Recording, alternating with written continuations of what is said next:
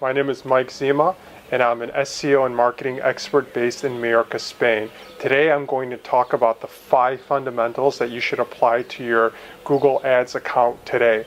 Number 1, the most common one we see all the time is customers don't link their Google Analytics and their Google Ads account together.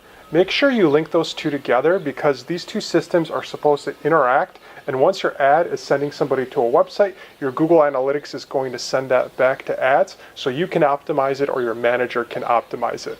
Number 2, make sure you set up your cross-device report inside of Google Analytics. What a cross-device capabilities report is, when somebody hits your website from a mobile phone, they might check it out on the train going to work and they don't have time to reach out to you or do your call to actions, but they'll come back later on a desktop device. So if people are moving between devices and the cookies are moving between devices, this is going to give a lot more clarity, and it's also not going to count as 2 users or 4 users or 8 users, because as people are coming through different devices, this is going to start giving inaccurate data. So Google is trying to make everything join together on your Gmail account or your Google Suite account if you're logged in to get the most clarity.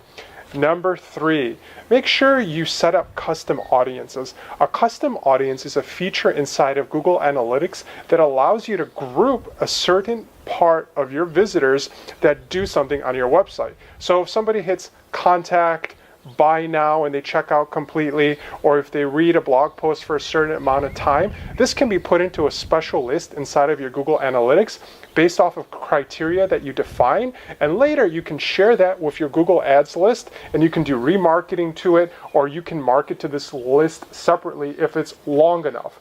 There are some caveats with these remarketing lists or custom audience lists inside of Google Analytics and Google Ads. Before they run, you need a certain amount of users. It's in the hundreds, so make sure you're actually building out these lists so Google can actually feed your new creative to them. Number 4, the one that we never see our clients do, even big brands don't do this because it takes 10 minutes to do or half an hour to do if you have all of the tools ready and available. But what I'm getting at is setting up custom goals. If somebody hits that contact form, are you really tracking that inside of Google Analytics?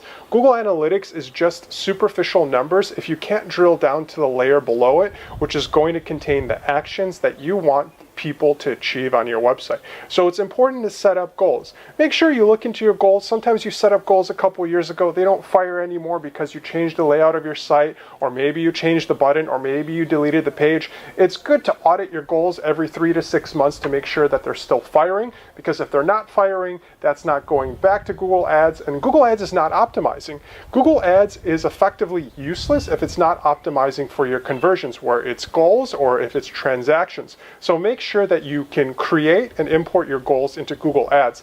And finally, number 5, at the end of the day, all this is set up and you have all this great data, you're going to have to take actions on it. The quickest way to take actions on your data is, first you have to propose a business question. What are you looking for? I'm looking for how many sales are coming from the last 30 days. That's a great report that you can create inside of Google Analytics. And you can go even deeper and deeper in these business questions. And before long, you're going to start hitting roadblocks. Aha! I asked the right business question that I need in my organization today, and I can't find it in Google Analytics. Light bulb, is there a way to get this into Google Analytics so I'm not constantly hunting these numbers down? And this is going to give you a full loop of performance.